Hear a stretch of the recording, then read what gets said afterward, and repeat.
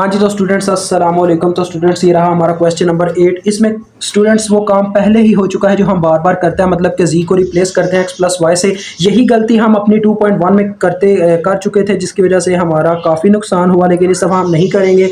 अगर यहाँ पे एक्स वाई पुट है तो इसका मतलब है हमें जी को एक्स और वाई की फॉर्म में पुट करना है। तो देखें, सबसे पहली बात है यहाँ पे जो क्वेश्चन को देख के बच्चे डरते हैं, और मुझे पूरी उम्मीद है ऐसे क्वेश्चन ही पेपर में डाले जाएंगे कि लॉग कहाँ से आ गया, आर्क टैन, हम इनको कैसे मतलब हल कर पाएंगे।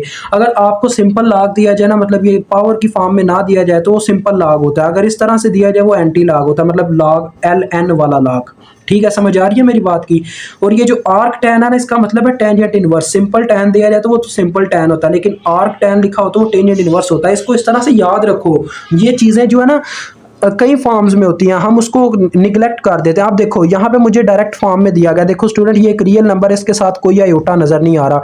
ये एक इमेजिनरी पार्ट है क्योंकि इसके साथ आयोटा नजर आ रहा है। बाकी देखें सारी फॉर्म उसने रेडी करके दी हुई है, तो बस हमारा डायरेक्ट यू और वी को कैलकुलेट करने का काम है। देखो स्टूडेंट्स, जी अपनी हालत से बताता है कि एक्स और वाई की क्या वैल्यू है। जरा देखो लिमिट के नीचे जो पुट की गई है वैल्यू, यहाँ पे Y X plus Y iota होता है ना, तो एक्स की वैल्यू 0 है जबकि वाई की 1 है, क्योंकि वाई आयोटा इसके साथ 1 मल्टीप्लाई हो रहा है, तो जी इंटू आ जाएगा एक्स की वैल्यू 0 साथ में 1, क्योंकि यह है 0 प्लस आयोटा, यानी कि y की वैल्यू 1 है और x की वैल्यू 0 है। ठीक है, ये मुझे वैल्यूज मिल गई। अब मैं सबसे पहले u को कैलकुलेट करूंगा। u कौन सा होता है? रियल पार्ट की लिमिट अप्लाई करना, ये u का कैलकुलेशन का तरीका है।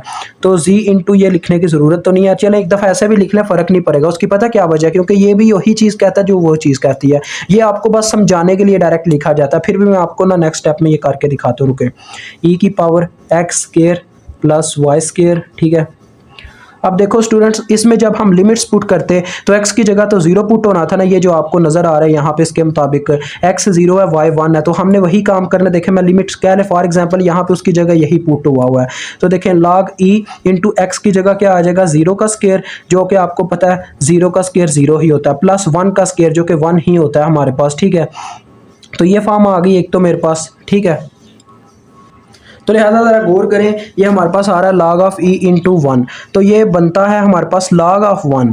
ठीक है, log ऑफ 1 ये कैलकुलेटर पे अप्लाई करें तो मेरे शक से ये 0 आंसर दे देता है। फिर भी चेक करेंगे क्योंकि हम कोई वैसे ही याद करके तो आए नहीं है। ये देखें मुझे क्या आंसर दे रहा है, 0 दे रहा है, तो इसका आंसर आ गया जी 0। ठीक हो गया। अब हम v कैलकुलेट करेंगे, तो v भी ऐसी लिमिट जी इंटू, अब मैं वैल्यूज ही पुट करूंगा 0 व 1 की, क्योंकि आगे वो चले एक मिस्टेक होगी। इससे मिस्टेक ही नहीं कहा जा सकता क्योंकि इसे उस्ताद भी ठीक करेगा, कोई चेकर भी इसे ठीक करेगा, लेकिन मसला ये आपको समझाया मैंने इस मेथड से हुआ है, तो यहाँ पे उसी मेथड से लिख दिया स्टैंडर्ड फॉर्म में, तो आप इसको समझना कई बच्चों के लिए मुश्किल हो जाता होता है। अब देखें वी आपको पता है स्टूडेंट कौन सा होता है, ये इमेजिनरी पार्ट के साथ वाली वैल्यू उठाता है, ये वाली वैल्यू, तो इसमें आ जाएगा। देखें आयोटा को छोड़ के जो रकम लिखी है वो सारी आ जाएगी, arc tangent Y over x.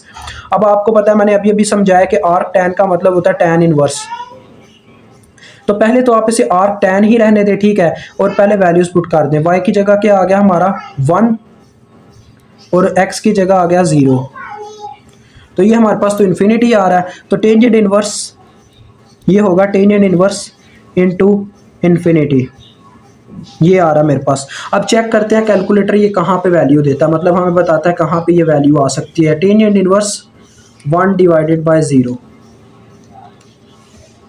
ये मैथ एरर दे रहा है। तो टेंजेंट हमारे पास वैसे स्टूडेंट आप सब जानते हो कि क्या होता है, टेंजेंट हमारे पास होता है साइन अवर काज।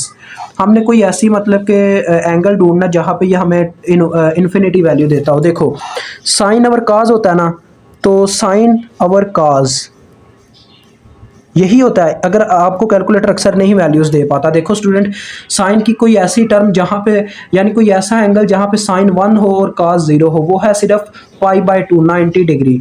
तो 90 डिग्री अवर हमारे पास आ जाएगा क्या जी, 90 डिग्री।